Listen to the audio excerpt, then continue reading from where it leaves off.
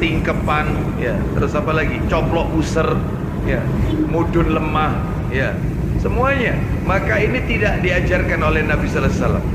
Ya, jadi semua yang terkait dengan kehamilan, apalagi di dalam acara tersebut, entah itu mitoni atau neloni atau apapun lah namanya, itu dibacakan surat-surat tertentu, surat Yusuf, surat Maryam, biasanya begitu kan? Kenapa kok dibacakan surat Yusuf? Supaya bayi yang ada di kandungannya itu, yaitu kalau laki-laki tampan seperti Nabi Yusuf, kalau wanita cantik, ya, seperti Maryam, kan begitu. Ya, semua lihat bapak ibunya, bapak ibu sekalian. Kalau bapak ibunya itu tampan, ya, cantik, insya Allah sekitar itulah anaknya. Tapi kalau bapaknya itu, ya itu, ya, ibunya, ya itu, ya anaknya, ya itu kurang lebih, ya. Assalamualaikum warahmatullahi wabarakatuh. Ikhwanan dan muslimin yang dimuliakan Allah. Di dalam video tersebut, Ustadz Wahabi itu dia mengatakan bahwasanya rangkaian acara di Walimatul Hamlih yang dilakukan oleh masyarakat kita itu seperti neloni, kemudian mitoni dan yang lainnya itu tidak diperbolehkan, karena dia menarik hukum tidak diperbolehkannya itu karena ini suatu pekerjaan yang tidak dikerjakan oleh Nabi Muhammad SAW. Jadi kalau sesuatu pekerjaan yang tidak dikerjakan oleh Nabi, maka ditarik kesimpulannya bahwasanya pekerjaan itu tidak diperbolehkan. Nanti masuk perkara yang bid'ah, wa kullu bid'atin dhalalah wa kullu dhalalatin finnar, yang pada intinya pekerjaan ini menjadi musabbib bagi seseorang atau bagi orang tersebut dia masuk neraka. Kemudian kalau kita lihat sebenarnya di dalam acara neloni atau mitoni atau yang lainnya yang ada di rangkaian Walimatul Hamli, kalau kita tarik definisi walimah itu di dalam pendapat dari Imam Syafi'i dan madhabnya atau di ashabnya, di sini dikatakan bahwasanya waqala Syafi'i wal ashabu al walimatu taqa'u ala kulli da'watin tuttakhadu li sururin hadisin. Jadi kalau kita bahasakan dengan bahasa yang simpel, menurut Imam Syafi'i dan para ashabnya atau para sahibul madhabnya atau para pengikutnya Imam Syafi'i, yang dikatakan sebagai walimah itu adalah sesuatu yang dilakukan atau ngundang orang, bahasa kita seperti itu, ngundang orang, yang mana itu dilakukan karena adanya kebahagiaan yang baru datang atau datangnya kebahagiaan. Sedangkan kalau kita tarik definisi ini kepada acara neloni atau mitoni yang terjadi di masyarakat kita, ini maka sesuai dengan apa yang sudah didefinisikan oleh Imam Syafi'i dan para ashabnya. Kalau itu nanti memang ditarik itu masuk, maka mendatanginya itu mustahab, karena memang ini termasuk hal yang memang mendapati atau memang hal yang mendapat legalitas. Itu kalau kita tarik secara definisi. Kemudian kalau kita lihat di dalam masyarakat kita itu acara neloni atau mitoni atau yang lainnya itu kita sebut sebagai adat. Adat itu kalau kita tarik di dalam konsep kaidah fikih atau kaidah usulul fikih atau kaidah fikih, di sana ada kaidah yang menjelaskan al-adatu muhkamatun. Adat itu menjadi landasan hukum. Itu kalau bahasa kita seperti itu. Ini kaidah ini al-adatu muhkamatun ini ditarik dari sebuah asar dari Ibnu Mas'ud yang mengatakan ma ra'ahul muslimuna hasanan fahuwa indallahi hasanun.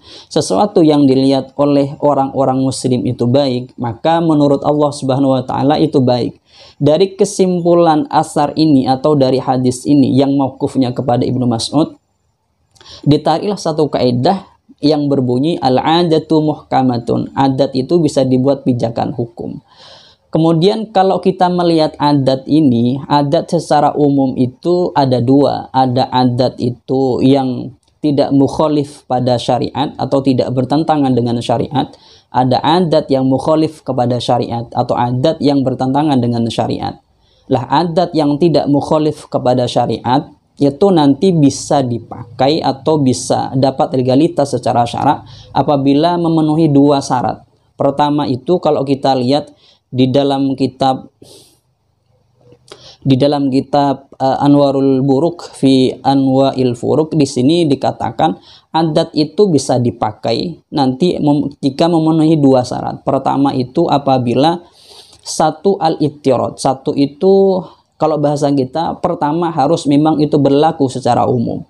Jika adat itu sudah berlaku secara umum, maka nanti adat ini bisa masuk pada kaidah al-adatuh muhkamatun. Kemudian kedua, alla tata'aradu ma'a syar'in yata'allaqu bihi hukmun wal iqdamu 'alaiha qat'an. Jadi kedua itu harus tidak bertentangan dengan syariat di hukum yang diambil di dalam adat itu. Jadi kalau misalnya adat yang mau dibuat pijakan nanti bertentangan dengan syariat, maka adat ini tidak berlaku memakai kaidah al-adatu muhkamatun. Akan tetapi adat ini tidak terpakai karena mukhalif kepada syariat atau bertentangan dengan syariat. Jadi dua syarat ini apabila walimatul hamli atau neloni atau mitoni atau rangkaian walimah yang ada di walimatul hamli itu tidak bertentangan atau mencukupi pada dua syarat ini, maka boleh nanti untuk dipakai atau dalam artian adat itu tidak apa-apa.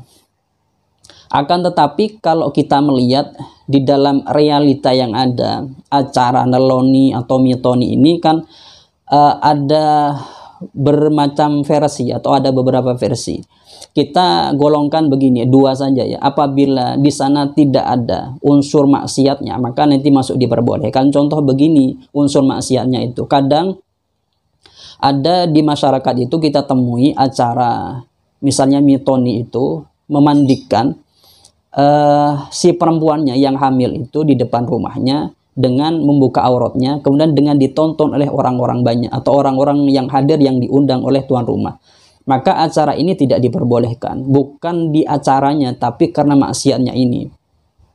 Akan tetapi kalau misalnya acaranya seperti ini, tetap mandi di depan rumahnya dengan membuka aurat, akan tetapi ditutupi dengan satir sehingga orang-orang yang melihatnya itu tidak melihat langsung kepada si perempuannya tadi yang hamil yang dimandikan, akan tetapi melihat pada satirnya dan orang yang memandikan itu adalah mahramnya, maka hal ini tidak bertentangan dengan syariat. Maka hal ini tidak apa-apa dalam artian adat yang seperti ini diperbolehkan. Jadi melihat perincian ini, maka adat neloni dan mitoni atau yang terangkai di walimatul hamli itu berarti ditafsil. Apabila mukhalif kepada syariat maka tidak diperbolehkan. Kalau tidak mukhalif kepada syariat maka diperbolehkan, asalkan adat tersebut ittirad atau berlaku secara umum. Kemudian kalau kita melihat fatwa dari sebagian para ulama, contoh di dalam kitab Qurratul Ain karangannya Sayyid Ismail Az-Zain kalau tidak keliru ya. Beliau di sana mengatakan bahwasanya adat yang mitoni tadi itu adat yang disebut sebagai adat yang bid'ah. Tapi bid'ah di sini apabila bid'ahnya ini tidak ada mukhalif pada syariat, maka masuk bid'ah yang masih diperbolehkan. Akan tetapi kalau ada yang mukhalif kepada syariat, ada maksiatnya atau yang lainnya, maka bid'ahnya ini tidak diperbolehkan karena termasuk bid'ah yang madmumah nanti, yang bid'ah yang dicela.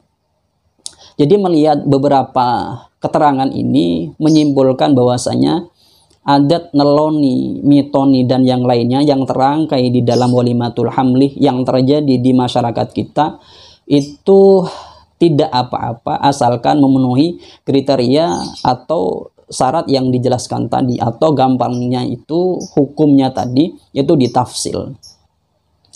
Kemudian apa yang disampaikan oleh Ustaz Wahabi itu sebenarnya ketika menarik kesimpulan satu hukum yang tidak dikerjakan oleh Nabi semuanya bid'ah, wa kullu bid'atin dhalalah wa kullu dhalalatin finnar, saya kira pernyataan atau kesimpulan hukum yang diambil dengan pemahaman seperti itu tidak benar. Karena kok andaikan hukum itu sesimpel itu, maka tidak usah repot-repot ulama terdahulu atau para ulama salaf ataupun khalaf, mereka mengistimbat nas baik Al-Quran atau hadis atau ijma'nya para ulama, itu menggali istimbat hukumnya, mengkerahkan semua pikirannya, tenaganya agar menimbulkan hukum yang memang benar-benar sesuai dengan nas.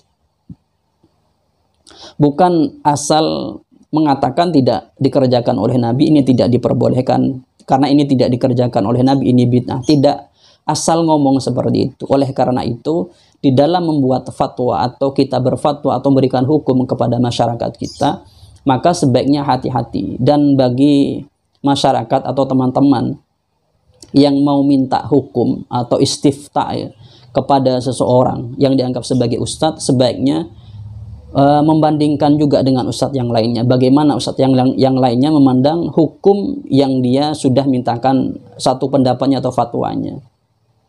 Mungkin itu yang bisa kami sampaikan. Semoga ini bermanfaat dari kami. Assalamualaikum warahmatullahi wabarakatuh.